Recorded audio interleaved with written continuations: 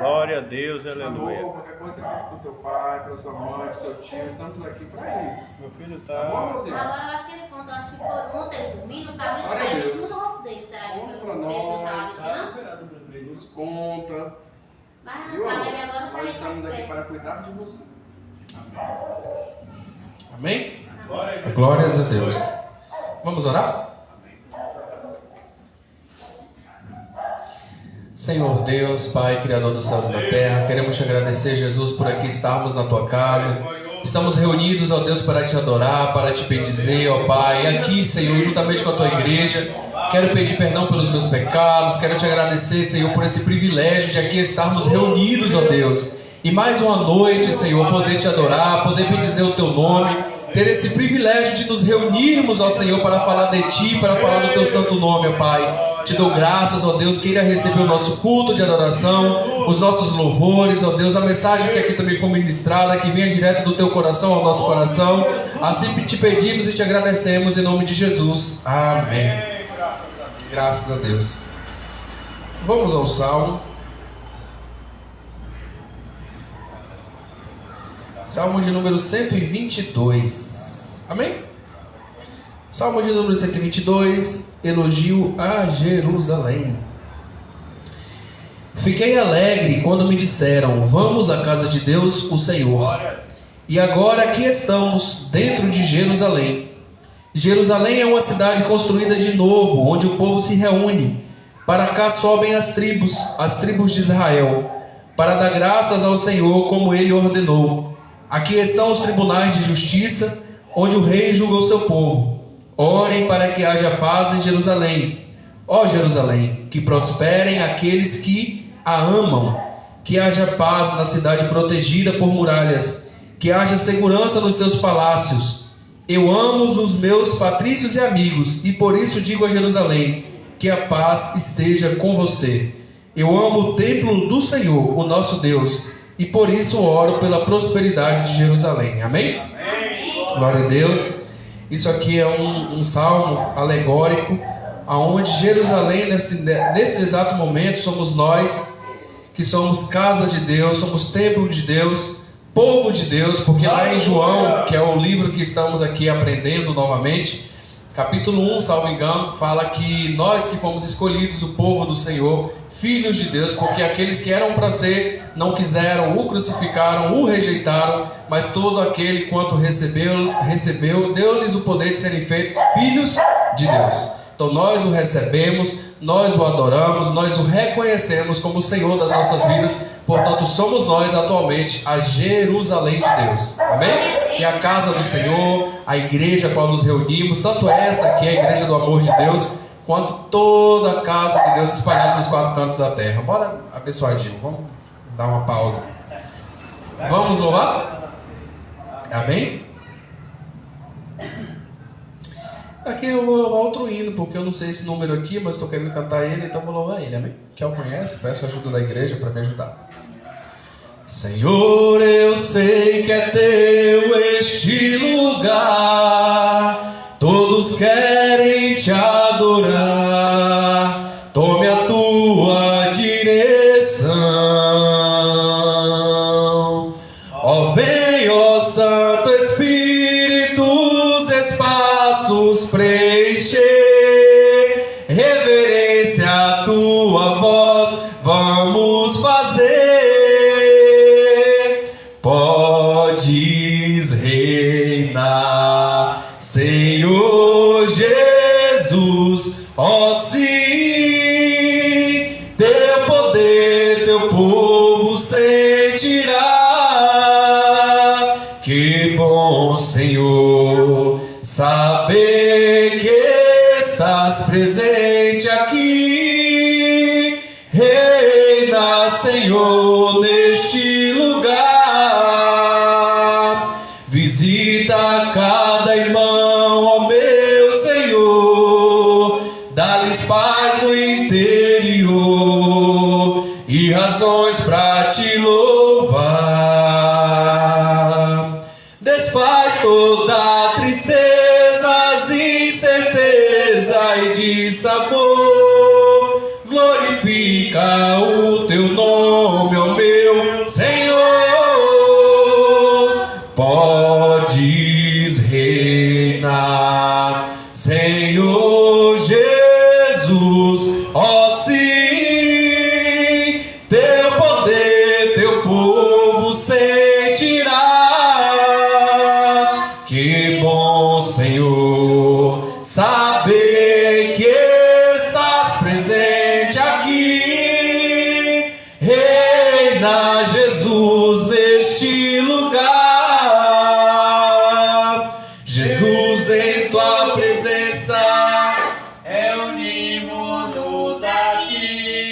e contemplamos tua face e rendemos-nos a ti, pois um dia a tua morte trouxe vida a todos nós e nos deu completo acesso ao coração do Pai. E o véu que separava já não separa mais. A luz que outrora apagada agora brilha e cada dia brilha mais. Só pra te adorar e fazer seu nome grande e te dar o louvor que é devido. Estamos nós aqui. Estamos nós aqui. Estamos nós aqui. Bom é estarmos aqui louvando a Deus, podendo exaltar seu santo nome. Bom é estarmos aqui louvando a Deus, podendo exaltar seu santo nome. Tempo para isso. Tempo para louvarmos a Deus num só amor, num só Espírito. Tempo para isso. Tempo para louvarmos a Deus num só amor, num só Espírito. Deus, venha nos abençoar e que essa união nunca falte para nós. Ó Deus, venha nos abençoar e que essa união nunca falte para nós. Mais uma vez. Deus. Bom é estarmos aqui louvando a Deus, podendo exaltar seu santo nome. Bom é estarmos aqui louvando a Deus. Exaltar seu santo nome. Tempo para isso, tempo para louvarmos a Deus num só amor, num só Espírito. Tempo para isso, tempo para louvarmos a Deus num só amor, num só Espírito. Amém, glória a Deus. Vamos estar orando, agradecendo a Deus por essa primeira parte do culto. Louvado e agradecido ao nome do Senhor Jesus, que vive e reina para sempre. Aqui estamos reunidos, mais uma noite de gratidão ao nosso Deus, que nos mantém de pé. Amanhã estaremos agradecendo a Deus, né, em gratidão, culto e gratidão, comemoração, festivo, pelo terceiro ano da nossa igreja, do nosso ministério. E é um privilégio muito grande podermos compartilhar essa data, podermos compartilhar esse momento de adoração por 3 anos seguidos, o Senhor nos mantendo aqui, nos mantendo com essas portas abertas. É o Senhor que tem mantido e vai continuar mantendo. E amanhã estaremos em gratidão ao Senhor. Quem é de Eunápolis, inclusive, que está na transmissão, está convidado a vir participar do culto junto com a gente. Amém? Vamos estar orando, agradecendo a Deus por essa primeira parte do culto. entregando ao Senhor a vida do pastor que irá trazer a mensagem dessa noite. Amém? Senhor Deus, Pai, Criador dos céus e da terra, queremos te agradecer, Jesus, por aqui estarmos, ó Pai, na tua casa, por aqui estarmos reunidos, buscando a tua presença, buscando a tua face, Senhor. Viemos dos nossos lares, viemos das nossas casas, ó Pai, para te cultuar, para te adorar, para render a ti, ó Pai, o nosso culto de adoração, porque o Senhor é digno, Jesus, de toda honra, de toda glória, de todo louvor. Queremos te agradecer, Senhor, Pai, por esta honra, Senhor, que temos em te adorar, que temos em bendizer o teu santo nome. Pedimos a ti, Deus, por cada vida que tem abençoado esta igreja, que tem mantido, Senhor, esse ministério com as portas abertas. Se estamos aqui, Senhor, podendo te adorar, podendo te louvar, é porque o Senhor tem tocado em corações para que esta igreja permaneça assim, Senhor. Ó Deus Todo-Poderoso, aqui estamos para te agradecer, Senhor, por essas vidas e pedir que o Senhor venha abençoá-los, ó Pai, a cada um, Senhor, os que estão perto, os que estão longe, ó Pai, porque todos estão sob o teu cuidado, sob a tua proteção, ó Deus. Colocamos diante de ti, ó Senhor, cada dizimista, cada ofertante, Senhor, cada pessoa que tem amado esta igreja, que tem amado esse ministério. Pedimos que o Senhor abençoe, Senhor, que o Senhor abre porta onde não há porta, para que o teu povo venha ver, ó Deus, ó Pai, e declarar a cada momento a tua providência, o teu poder provedor, porque o Senhor é o Deus provedor, ó Pai. Assim, Deus, nós te pedimos e te agradecemos em nome de Jesus. Amém. Agradeço a oportunidade em nome de Jesus. Amém, glória ao Senhor Jesus, glória ao Senhor nosso Deus. A paz do Senhor Jesus, amém? Amém. Louvado seja o Senhor, que vive e reina para todo sempre. Eu louvo a Deus pelas nossas vidas, eu louvo a Deus pela vida de cada pessoa também que nos acompanha, que está adorando ao Senhor Jesus juntamente conosco, pela internet. Que Deus abençoe tua vida, meu irmão, minha irmã. Continue neste espírito de adoração ao Senhor juntamente conosco, e Deus tem uma palavra para os nossos corações nesse momento. Vamos dar continuidade. Hoje não seria eu quem iria ministrar, seria o nosso irmão e professor Mateus, porém ele, devido ao trabalho, ele não pôde estar aqui a tempo. Ainda há pouco ele estava saindo de outra cidade para vir. Então nós estamos em oração para Deus abençoar nosso irmão Mateus, e eu vou ministrar hoje em nome de Jesus Cristo para a glória de Deus, amém? Estamos, eu e ele, trabalhando já há pouco mais de um ano. Nós estamos trabalhando nesse revezamento de pregação do Evangelho, nos Evangelhos, exposição dos Evangelhos. Então, tanto faz, pode ser que vai haver dias também que ele vai me substituir, e dias que eu vou ter que substituí-lo também.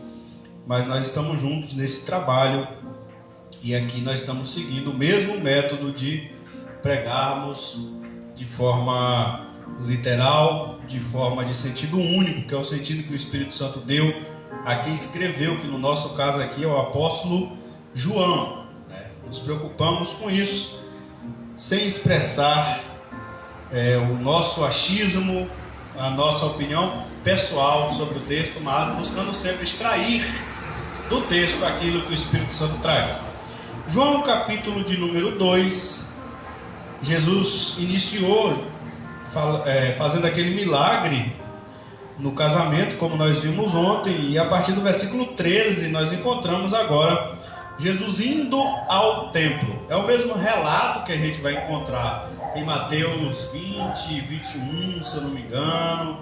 Nós vamos encontrar em outros evangelhos, em Marcos, em Lucas também, essa entrada de Jesus no templo, com chicote, derrubando as mesas, batendo em pessoas que estavam ali comprando e vendendo na casa de Deus. E vamos ler aqui em João, capítulo de número 2, a partir do versículo 13, amém? Jesus vai ao templo alguns dias antes da Páscoa dos judeus. Jesus foi até a cidade de Jerusalém. No pátio do templo encontrou pessoas vendendo bois, ovelhas e pombas, e viu também os que sentados às mesas trocavam dinheiro para o povo. Então ele fez um chicote de cordas e expulsou toda aquela gente dali, e também as ovelhas e os bois. Virou as mesas dos que trocavam dinheiro, e as moedas se espalhavam pelo chão. E disse aos que vendiam pombas: tirem isto daqui, tudo isto daqui. Parem de fazer da casa de meu pai um mercado. Então os discípulos dele lembraram das palavras das Escrituras Sagradas que dizem: o meu amor pela tua casa, ó Deus, queima dentro de mim como fogo. Rapaz teu, você chegou, você vai explanar. Eu vou fazer só a leitura, termina a leitura e passo para você, varão. Vamos lá. Aí os líderes perguntaram: que milagre você pode fazer para nos provar que tem autoridade de fazer isso? Jesus respondeu: derrubem este templo e eu o construirei de novo em 3 dias. Eles disseram: a construção deste templo levou 46 anos e você diz que vai construí-lo de novo em 3 dias? Porém o templo do qual Jesus estava falando era o seu próprio corpo. Quando Jesus foi ressuscitado, seus discípulos lembraram que ele tinha dito isso. Então creram nas Escrituras Sagradas e nas palavras dele. Para a glória de Deus, nosso irmão Mateus chegou e é ele quem vai ministrar em nome de Jesus. Amém. Graças a Deus. Graças e paz, meu filho. A paz do Senhor para a igreja, a paz para os irmãos que nos acompanham pela internet. Eu peço perdão pelo momento de atraso, que infelizmente é trabalho. Eu fiquei um pouco atrasado, mas vamos acompanhar mais uma vez o texto. Nosso pastor fez a leitura para nós em João, capítulo de número 2, a partir do verso de número 13 em diante. Nós nos deparamos com um episódio em que Jesus chega em Jerusalém, né? Nós acompanhamos o Evangelho de Mateus, Jesus, a trajetória de Jesus, e aí no final do Evangelho nós vimos a chegada de Jesus a Jerusalém, antes dos momentos finais antes da crucificação.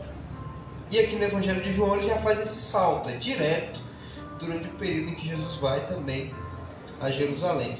Então o texto que nós acabamos de acompanhar no capítulo número 2, ele acontece no período da Páscoa judaica, período da Páscoa ao qual nós somos muito familiarizados, quando muitas pessoas, multidões saíam de todos os lugares, tanto de Israel quanto de outros lugares fora da nação de Israel, né? Os judeus que moravam fora de Israel vinham aos milhares para poder comemorar a Páscoa no centro religioso que era em Jerusalém. Eles vinham a Jerusalém para a adoração.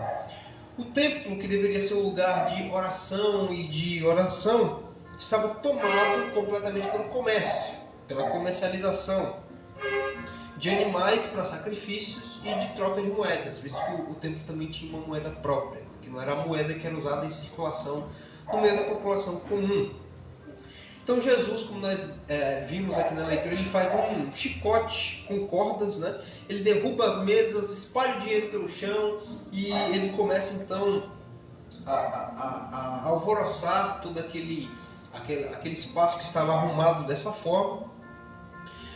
Então ele vai dizer para que não transformassem a casa de seu pai em comércio, né?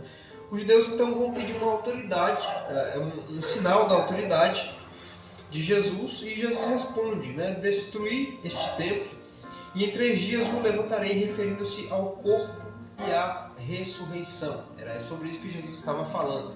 Por isso que vai dizer no verso de número 22: por essa razão, quando Jesus ressuscitou dentre os mortos, recordaram-se os seus discípulos de que ele dissera isso e creram na Escritura e na palavra pregada por Jesus. Então, quando Jesus ressuscita, que eles lembram então dessas palavras que Jesus disse aqui: destruam esse templo e em 3 dias ele será reerguido e eu irei reconstruí-lo.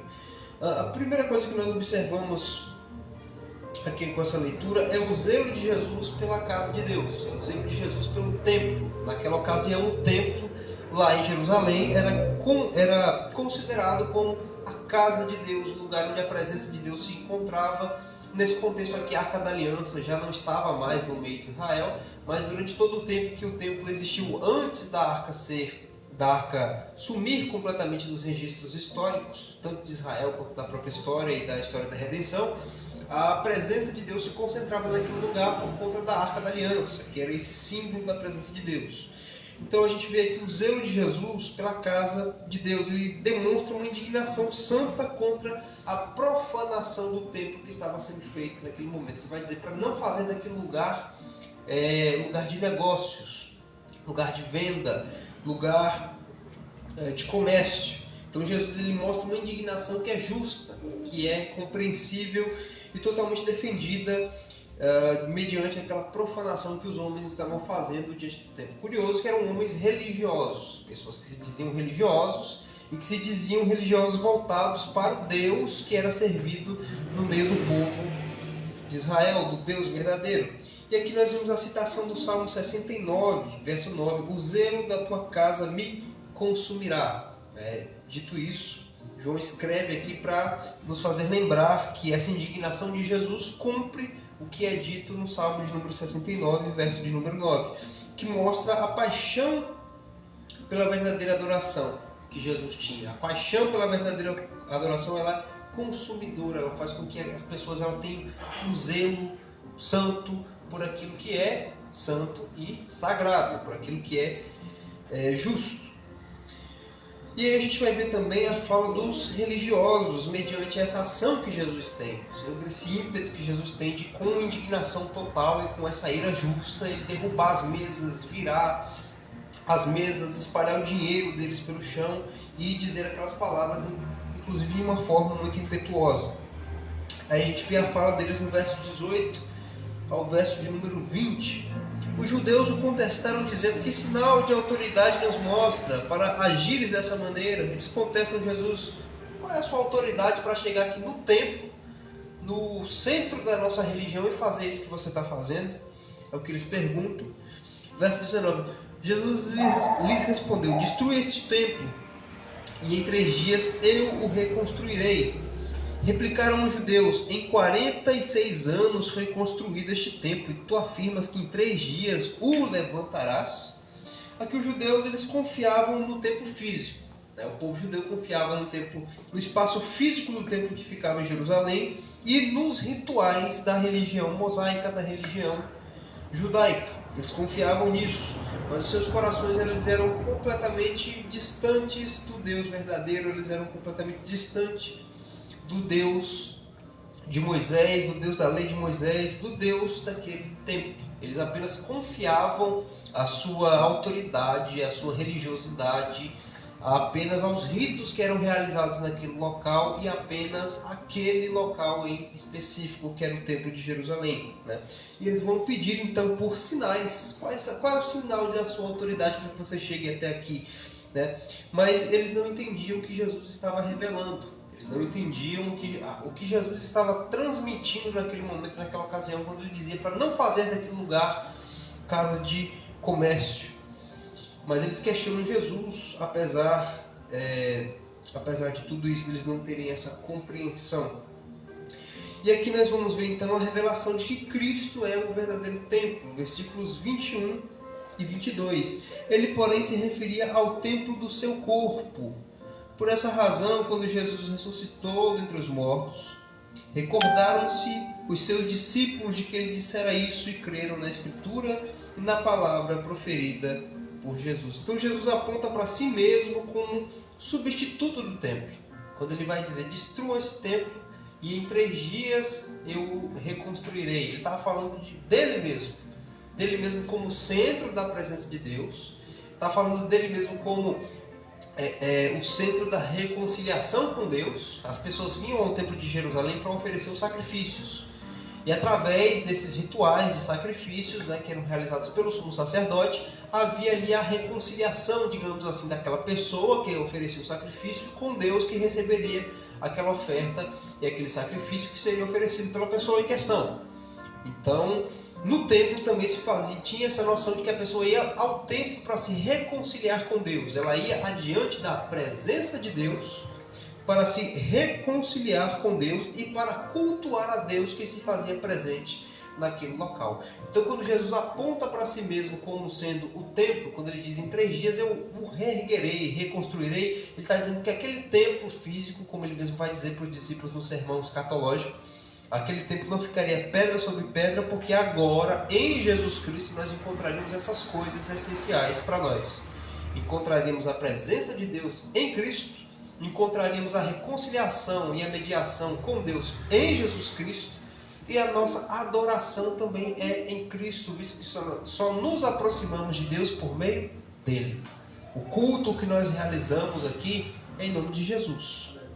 A adoração que é ministrada, que é prestada aqui, é em nome de Jesus Cristo, não é em nosso próprio nome. E ela só é recebida por Deus também por causa da mediação e intercessão de Jesus. Se nós fôssemos cultuar a Deus pelo nosso próprio ímpeto, no nosso próprio nome, confiando em nós mesmos, no mínimo Deus não receberia este culto. No máximo seríamos destruídos completamente pela presença dele. Então, em Jesus Cristo nós encontramos essas três coisas essenciais que fazem com que ele agora seja o nosso templo.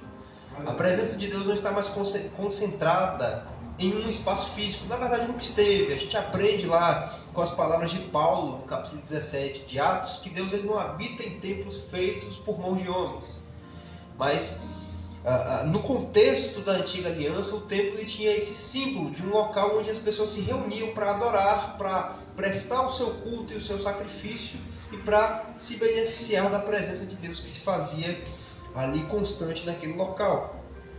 E em Cristo nós temos tudo isso reunido, né? E após Jesus dizer isso, eles vão se lembrar no dia em que Jesus, na ocasião em que Jesus ressuscita, os seus discípulos se lembram disso aqui, porque Jesus ressuscita ao 3º dia após a sua morte. Então eles entendem, então era disso que ele estava falando, que o templo de Jerusalém já não era mais o centro da nossa religião, não seria mais o centro da nossa adoração a Deus, mas agora é o próprio Jesus que é esse centro.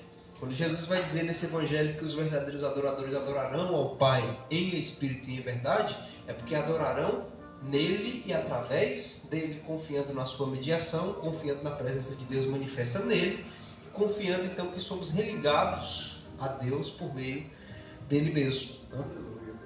Então, algumas lições que nós aprendemos com essa leitura, um pouco breve com esse trecho, é primeiro que a adoração ela tem que ser santa, ela deve ser plenamente santa. O culto a Deus que é prestado tanto no espaço físico da igreja, como estamos fazendo aqui, quanto o nosso culto diário, que é o nosso viver, que Paulo chama de nosso culto racional, que é o nosso viver contínuo, ele deve ser santo.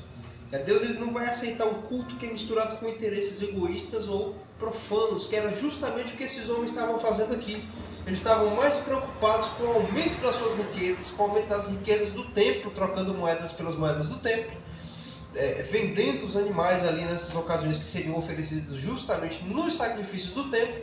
Então eram motivações completamente egoístas, não tinham motivações pautadas em Deus ser glorificado, Deus ser adorado e o povo ser edificado na adoração e no serviço a Deus. Não tinham essas motivações.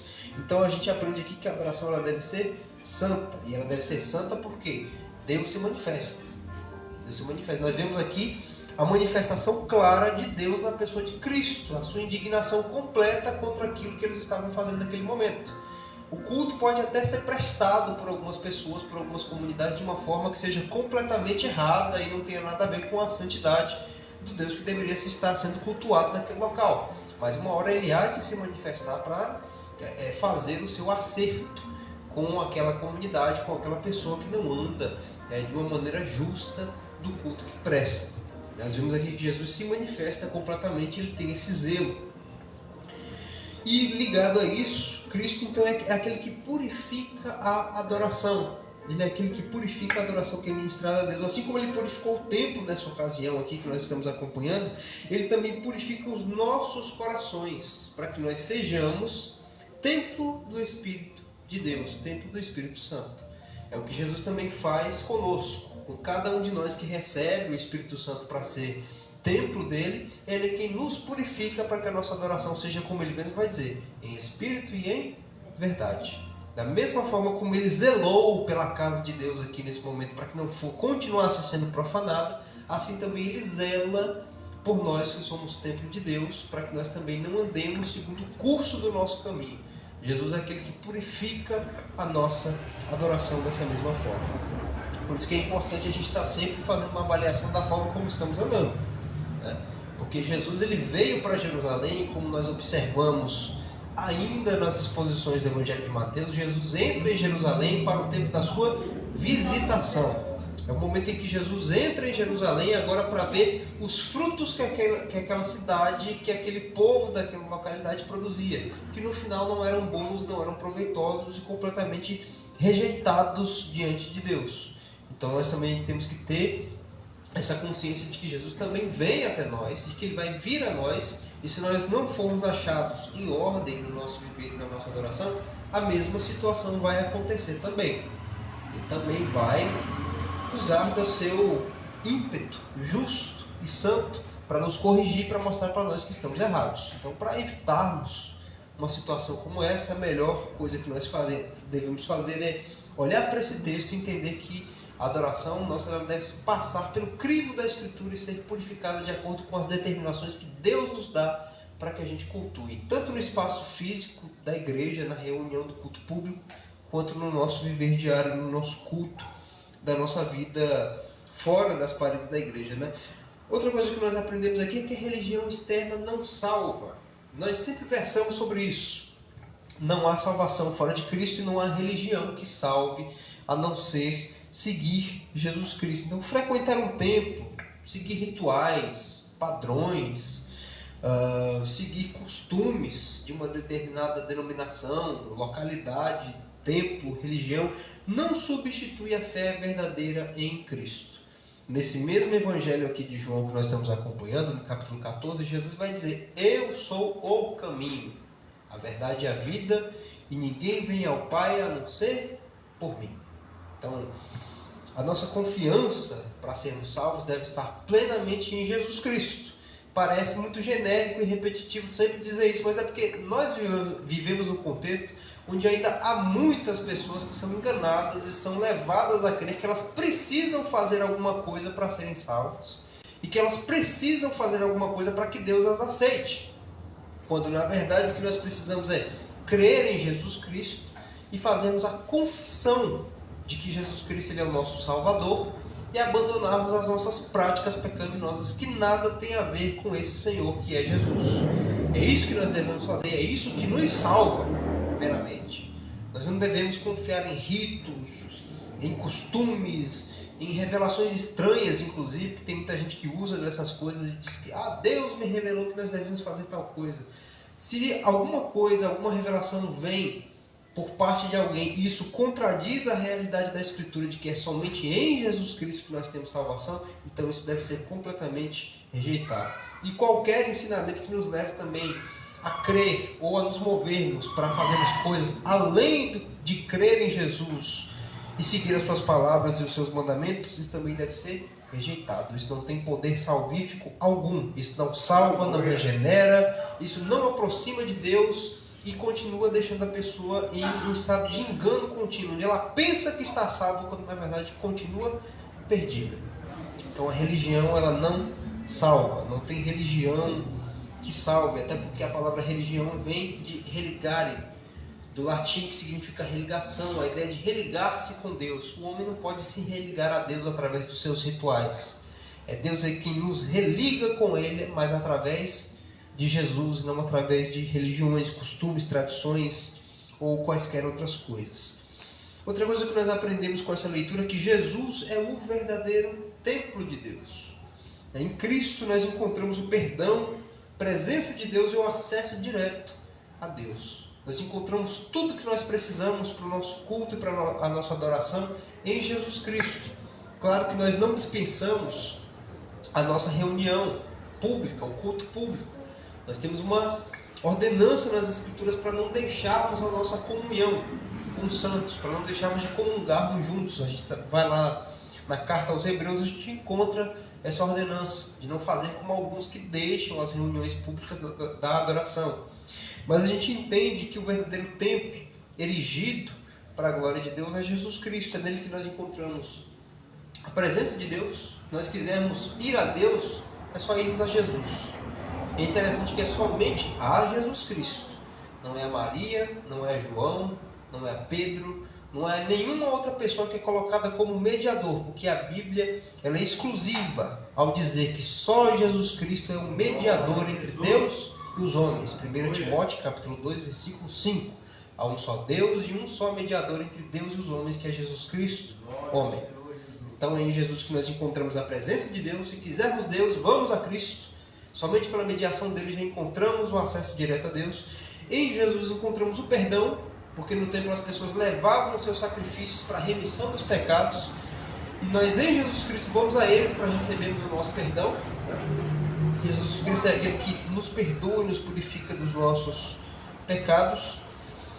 E é em Jesus que nós encontramos essa religação com Deus, que nós encontramos esse contato direto com o próprio Deus. É Jesus que faz essa união, é Jesus que promove essa ocasião em que Deus e o homem se encontram. Então é por isso que Jesus é o verdadeiro templo. Hoje nós não erguemos mais templos dizendo esse é o templo de Deus, ou este é o templo de Deus, mas o templo de Deus é Cristo e toda a sua igreja, porque é composta de cada membro, de cada indivíduo, onde habita o seu próprio Espírito Santo. Então esse é o verdadeiro templo de Deus. E a ressurreição, ela é um sinal supremo. É a última coisa que nós aprendemos aqui com essa leitura.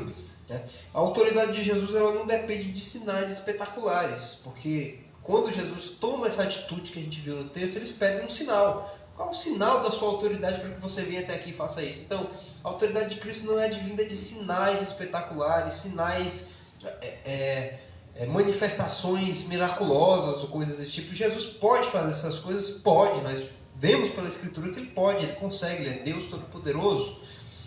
Mas a autoridade de Jesus vem da sua vitória sobre a morte, na sua ressurreição. Que não foi somente a morte que foi vencida ali naquela ocasião, mas a morte, o diabo e seus demônios, o pecado, toda a força do mal que recaiu sobre a criação depois do pecado de Adão. Jesus venceu e triunfou sobre absolutamente tudo isso. E nisso está a autoridade de Jesus Cristo. É por isso que ele vai dizer lá no Evangelho de Mateus também, quando nós acompanhamos, quando eles pedem a Jesus um sinal, ele vai dizer: nenhum outro sinal será dado a não ser o sinal do profeta Jonas. Porque o profeta Jonas havia ficado 3 dias e 3 noites no ventre do grande peixe que o engoliu quando ele foi lançado ao mar, quando estava tentando fugir da ordenança de Deus. A semelhança de Cristo, que ficou também 3 dias na morte antes da sua ressurreição. Então é por isso que ele vai dizer: nenhum sinal vai ser dado, a não ser esse, que é o sinal da ressurreição, porque a ressurreição de Cristo ela é o sinal supremo, que testifica sobre quem Jesus é. Tudo aquilo que é dito nas Escrituras sobre Jesus se confirma na sua morte e ressurreição, que é o momento do seu triunfo pleno e total. Nós não precisamos de manifestações espetaculares para vermos e compreendermos a autoridade de Deus em Jesus Cristo. Não, apenas olhando para tudo aquilo que sobre ele está escrito e crendo que ele morreu e ressuscitou dentre os mortos, está vivo e um dia voltará. Isso se prova a autoridade de Cristo. Isso se prova a autoridade de Cristo. Mediante tudo isso, a gente tem que procurar sempre olhar para a forma como nós tratamos a adoração, a forma como nós adoramos a Deus, tanto na reunião pública quanto no nosso viver diário, se é em espírito e em verdade ou misturada com interesses próprios. Que infelizmente tem muita gente que vai ao templo, que vai cantar os louvores, que vai fazer tudo que o culto daquele local exige, somente porque ela está interessada em alguma coisa, somente porque ela quer receber de Deus alguma coisa, ou qualquer outro tipo de desejo que a pessoa tem. Mas a verdadeira adoração é pautada, primeiro, centrada na pessoa de Cristo, entendendo que Jesus Cristo é quem nos une a Deus e temos acesso direto a Deus para adorá-lo em espírito e em verdade em Jesus Cristo, entendendo que a nossa adoração não é para nós suprirmos coisas que nós temos interesses. A adoração é para nós prestarmos a um Deus que é todo digno dessa adoração, a nossa reverência, o nosso temor, e entendendo que é por gratidão que nós o fazemos. Nós não adoramos a Deus porque Ele pode ou vai fazer alguma coisa para nós. Não, nós não adoramos porque Ele já fez. Ele já enviou o Filho dele do alto dos céus para perdoar os pecados do seu povo, para garantir que esse povo vai entrar no céu. Não é abrir uma possibilidade de salvação, mas para salvar de fato essas pessoas. Então Deus não deve ser adorado com motivações como eu preciso disso. Eu creio que Deus vai fazer isso por mim, então eu o adoro. Não, nós adoramos pelo que Ele já fez e pelo que Ele é. Jesus Cristo é o nosso Salvador, o nosso Redentor, o nosso guia, o nosso pastor, o nosso consumador. Ele é aquele que nos guia em toda a verdade, nos instrui, nos corrige, como Ele está fazendo nesse momento aqui do capítulo 2. E tudo isso motivado por amor. Então nós o adoramos pelo que Ele é. Ele é tudo isso para nós e muito mais do que isso para nós. Então nós não devemos adorar a Deus por aquilo que Ele tenha nos proporcionado e fazer para nós. Até porque a gente tem o entendimento de que Deus não vai fazer tudo. A nossa adoração não tem poder de mobilizar Deus a fazer as nossas vontades. A adoração ela deve ser centrada no pensamento de que nós sujeitamos as nossas a de Deus. E por isso a adoração também é algo que Deus exige de nós como parte da sua vontade sobre nós. Outra coisa é que nós temos Cristo como centro da nossa fé. E é importante nos lembrarmos disso todo santo dia. Sempre quando a gente começar a querer se desviar do nosso pensamento, da nossa fé, de que Jesus Cristo é o único e suficiente para nos salvar, a gente tem que voltar mais uma vez. Voltar a centralizar a nossa fé somente em Jesus Cristo. Lutero mesmo é quem disse uma certa vez que qualquer coisa que contradiga a autoridade das Escrituras, ele não disse dessa forma, mas ele quis dizer que qualquer coisa que venha a contradizer a Escritura deve ser completamente descartada, ainda que faça chover milagres todos os dias. A gente deve manter sempre a nossa fé somente em Cristo. Ah, mas tal coisa acontece em tal lugar. Ah, mas você já viu os milagres que são operados pela santa tal, pela imagem tal? Não interessa. Eu sei que o que salva é Jesus Cristo. Pouco me importa se milagres, sinais e outras coisas são operadas ali. Eu sei que em Jesus Cristo eu tenho salvação, em Jesus Cristo eu tenho perdão dos pecados e em Jesus é que eu tenho comunhão plena, total e eterna com Deus. Não me interessa o que acontece lá. O que acontece para mim e de importante é que Jesus é que é o meu Salvador. E nós temos que nos deixar sermos sempre limpos, sempre purificados por Jesus. Jesus vai dizer no capítulo 15 desse evangelho, ele vai dizer, eu sou a videira verdadeira. Ele está se comparando a uma árvore que dá frutos, a uma parreira, um pé de uva. Eu sou a videira verdadeira. Meu pai é o lavrador, vocês são os galhos, são os ramos dessa videira. E ele vai dizer, aquele que dá fruto, meu pai poda, ele poda esse galho para que ele dê mais fruto. Já o que não dá fruto nenhum, ele simplesmente corta e descarta, porque não produz absolutamente nada, ele não vai investir nisso. Então a gente tem que entender que Jesus ele também é aquele que vai estar sempre nos purificando. E para que essa purificação? É justamente com esse objetivo, de nos aperfeiçoar o caráter, de nos fazer somente bem. Tem pessoas que infelizmente não compreendem a disciplina amorosa e com o seu caráter didático que vem da parte de Deus. Mas Deus ele nunca faz alguma coisa, por mais que a nossos olhos possa parecer danoso, Ele nunca vai fazer para o nosso prejuízo final. Ele sempre vai fazer para o nosso bem maior no final de tudo. Em concordância com aquilo que é dito lá na carta aos Romanos, que todas as coisas cooperam para o bem daqueles que amam a Deus. Jesus estava ali em Jerusalém purificando aquele templo, porque aquilo estava totalmente errado, e obviamente aquilo desvirtuava ainda mais a fé das outras pessoas que vinham àquele local para adoração. Ainda mais naquela ocasião, que era a ocasião da Páscoa, onde vinham muitas pessoas, multidões e mais multidões de pessoas de toda Israel vinham para a adoração em Jerusalém naquele contexto. Da mesma forma, Jesus é aquele que purifica o seu povo. Deus faz essa purificação por meio de Cristo.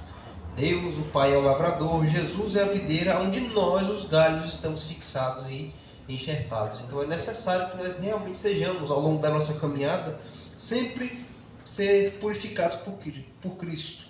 E a gente deve sempre se perguntar, estamos deixando Jesus purificar o nosso coração, o seu verdadeiro templo, hoje, porque hoje nós somos a morada desse Deus. Hoje em dia ele não concentra a sua presença em um espaço físico, como era na época do tabernáculo, como era na época do templo em Jerusalém, mas hoje cada um de nós crentes carregamos essa presença em nossos corações. Então nós deixamos Jesus vir e fazer essa purificação em nós, quando nós também não estamos aprumados no caminho correto. A gente tem que estar sempre fazendo essa indagação todos os dias, porque Jesus é aquele que vai vir para nos purificar sempre. Principalmente nas ocasiões em que nós não estivermos certos, em que nós estivermos nos desviando do nosso propósito original para a adoração. Queridos, vamos orar nessa noite, diante dessas palavras que nós acabamos de acompanhar. Nós vimos aqui uma atitude de Jesus. Muita gente que fala sobre essa atitude de Cristo, mas foi completamente justa, foi completamente santa. Jesus estava aqui manifestando a sua indignação e a sua ira contra uma ofensa muito grave, que era a profanação do templo que havia sido escolhido para ser um local de adoração a Deus. Então, obviamente, que Jesus ficaria totalmente descontente com algo assim, sendo ele filho de Deus e o próprio Deus em pessoa. Mas a gente aprende com Jesus também que temos que zelar. A gente também tem que zelar a semelhança de Cristo. Zelar pela santidade da casa de Deus, do templo de Deus. E esse templo agora é a igreja. É a igreja do Deus vivo espalhada por toda a face da terra. Então nós também temos o compromisso de zelarmos por essa pureza, por essa santidade e pelo guiar de Deus, pela instrução de Deus dada à igreja. A gente não pode se omitir. Assim como Cristo também se manifestou, nós também devemos nos manifestar. Claro que nós não temos que ter as atitudes severas que Jesus teve aqui, como por exemplo a do chicote. A gente não vai chegar em dado lugar e vai sair agredindo ninguém por causa disso. Jesus, sendo Jesus, tinha as suas razões e os seus motivos para essa atitude. Mas a gente deve sim denunciar pecado quando ele estiver sendo cometido. A gente deve sim denunciar cultos que estão sendo feitos e celebrados de uma forma que desonrem completamente a Deus e não reflitam em nada a natureza do culto que é prestado por meio de Cristo.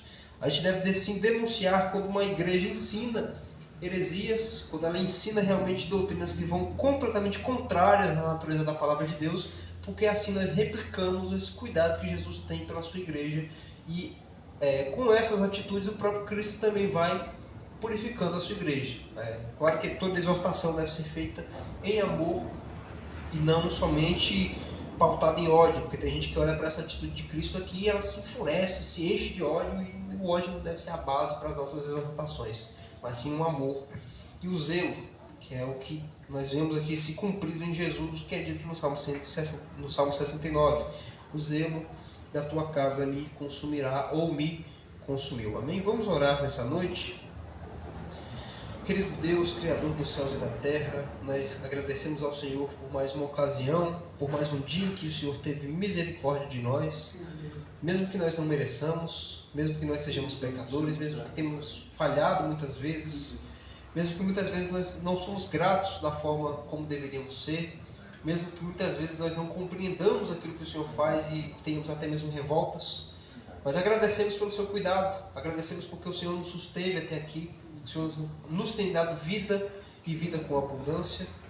Ó Deus, queira nos perdoar pelas nossas ingratidões, pela nossa falta de compreensão, que muitas vezes nos leva a ficarmos brutos, endurecidos, a ficarmos distantes, a abandonarmos as nossas disciplinas espirituais.